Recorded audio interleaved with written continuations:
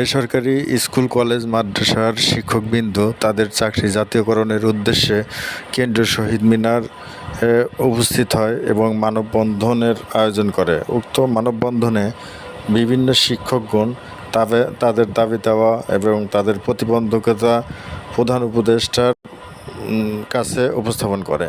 নববর্ষের বিজয়ী আমাদের নয়নের মণি ডক্টর ইউনূস স্যারকে অভিনন্দন শুভেচ্ছা জানিয়ে শিক্ষকদের বেতন বৈষম্য দূরীকরণের পাশাপাশি অবিলম্বে শিক্ষকদের চাকরি জাতীয়করণের জোর দাবি জানাই। আমরা কিন্তু আজকে এখানে দাঁড়িয়েছি আন্দোলনের জন্য নয়, শুধু বৈষম্যের কথা বলার জন্য। বাংলাদেশ ৭১ স্বাধীন হয়েছিল মুক্তিযুদ্ধের মাধ্যমে পাকিস্তানি হানাদার বাহিনীর কাছ থেকে, কিন্তু প্রকৃত অর্থে বাক স্বাধীনতা, গণতন্ত্র কোনো কিছুই আমরা পাইনি। এবং বিগত সরকারের আমলে আমরা কথা বলতে ভয় পেতাম। বারবার শিক্ষকদের ন্যায্য দাবি পূরণের আশ্বাস দিয়ে বিগত সরকার প্রতারণা করেছে। এই রাজপথে শিক্ষকরা বছরের পর বছর আন্দোলন করেছে, সংগ্রাম করেছে।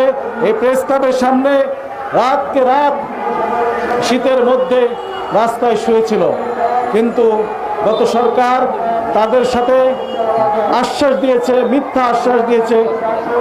তার কোনো রকম তারা সেই আশ্বাসের বাস্তবায়ন না করে শিক্ষকদের প্রতারণা করেছে।